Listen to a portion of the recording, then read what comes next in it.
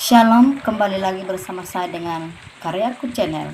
Saudaraku yang terkasih, kiranya kita semua dalam lawatan Tuhan dan tentunya baik-baik saja dan sehat selalu. Saudaraku, pesan Tuhan bagi kita pada saat ini adalah yang bertemakan meneguhkan iman di tengah badai zaman.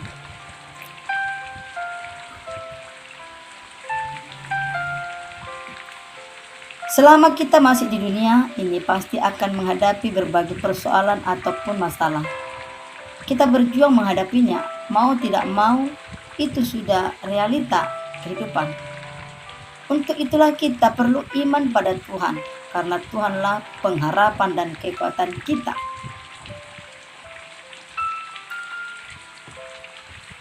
Apa yang membuat iman kita tetap kuat di tengah gempuran zaman modern? Jadi apa yang membuat iman kita tetap kuat? Maka di sini menjadi firman Tuhan bagi kita 1 Korintus 15:58. Karena itu saudara-saudaraku yang kekasih, berdirilah teguh. Jangan goyah dan lihatlah selalu dalam pekerjaan Tuhan, sebab kamu tahu bahwa dalam persekutuanmu dengan Tuhan jerih payahmu tidak sia-sia. Saudara yang terkasih dalam Tuhan, inilah menjadi kekuatan kita, menjadi orang-orang hebat. Pesan Tuhan di sini adalah kita menjadi manusia-manusia hebat, manusia-manusia kuat. Maka kalau sudah manusia-manusia kuat pasti memiliki kekokohan hidup, prinsip hidup yang tidak mudah diombang-ambingkan oleh ilah-ilah zaman ini. Apapun yang terjadi di dalam dunia ini, orang yang memiliki keteguhan atau orang yang hebat tidak gampang rapuh, tidak mudah tergeser. Karena dia yakin dan percaya menancapkan fondasi imannya kepada Kristus sebagai juru selamat dan kekuatannya. Maka ada tantangan yang mengoyakkan iman. Maka di sini perlu jaga sikap hati.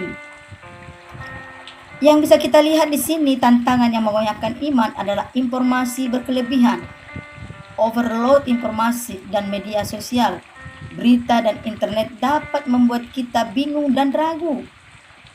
Selanjutnya, nilai-nilai yang terus berubah, perubahan cepat dalam norma sosial, budaya dan moral dapat mengoyakkan iman kita. Ya,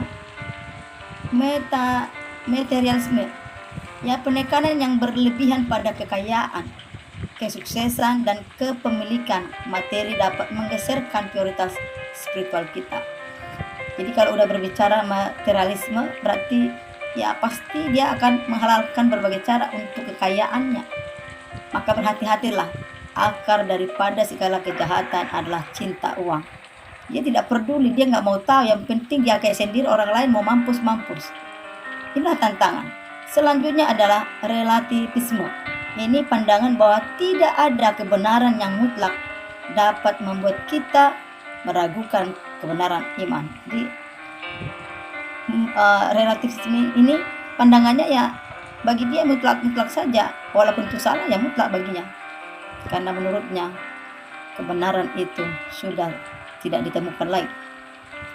Selanjutnya adalah kecemasan dan stres. Kehidupan yang sibuk dengan penuh ketekanan dapat mempengaruhi kesehatan mental dan spiritual kita. Ya tentunya ini yang terjadi.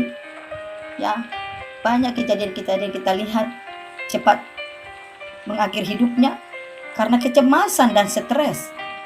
Bunuh diri, mengakhiri hidupnya, sangat sadis. Karena inilah tantangan yang mengoyakkan iman banyak orang di zaman ini.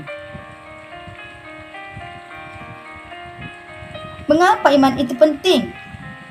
Karena sebagai fondasi kehidupan. Saudaraku, iman sebagai sumber kekuatan. Iman memberikan kita kekuatan untuk menghadapi tantangan dan kesulitan hidup. Iman sebagai pedoman hidup. Iman memberikan kita arahan dan tujuan hidup yang jelas. Iman sebagai harapan di tengah kesulitan.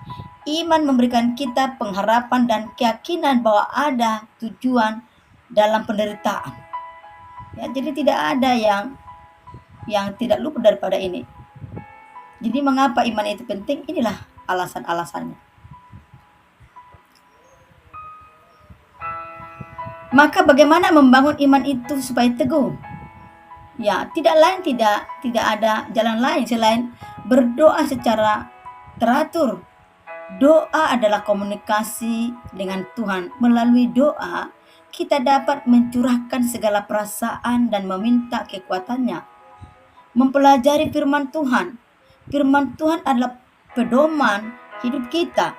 Dengan rajin mempelajari firman Tuhan, kita akan semakin mengenal kehendak Allah dan memperkuat iman kita. Selanjutnya adalah bersekutu dengan orang-orang yang memiliki iman yang sama, dapat saling menguatkan dan mendorong untuk terus bertumbuh dalam iman. Melakukan perbuatan baik. Melalui perbuatan baik kita dapat menunjukkan kasih Allah kepada sesama dan merasakan kepuasan batin yang mendalam. Bersyukur dalam segala keadaan. Bersyukur atas segala berkat yang kita terima, besar maupun kecil, akan membantu kita untuk menjaga hati yang positif dan penuh ucapan syukur. Itulah makanya kita perlu terus-menerus membangun iman kita, terus-menerus membangun iman kita, karena tidak ada jalan satu-satunya. Tidak ada jalan selain seperti ini. Ya, inilah menjadi suatu solusi bagi orang-orang percaya kepada Tuhan. Hal ini menghadapi badai dalam keraguan. Ya, menghadapi badai keraguan. Yang pertama, ya, kita harus mengakui keraguan. Tidak perlu merasa malu atau bersalah jika kita mengalami keraguan. Yang selanjutnya, mencari jawaban dalam firman Tuhan, karena firman Tuhan dapat memberikan jawaban dan pemahaman atas keraguan kita. Selanjutnya, meminta hikmat dari Roh Kudus, karena Roh Kudus dapat memberikan kita hikmat dan pemahaman untuk mengatasi keraguan. Berpaling dari godaan setan. Karena apa? Setan akan berusaha menggoda kita untuk meragukan iman kita. Maka hal ini kita perlu senantiasa waspada dan berpaling dari godaan tersebut. Kalau sudah tahu salah, menghindar. Kalau sudah tahu ada lingkaran-lingkaran yang membuat kita terikat, maka kita keluar daripada lingkaran tersebut. Maka kesimpulannya, saudaraku, tetaplah teguh dalam iman, karena Tuhan selalu menyertai kita.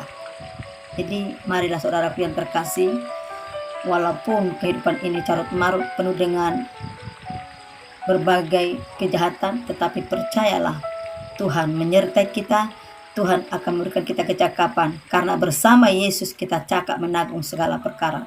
Tuhan Yesus memberkati bagi kita, dan saya ucapkan terima kasih atas mengikutinya konten ini. Sampai jumpa di konten berikutnya. Shalom.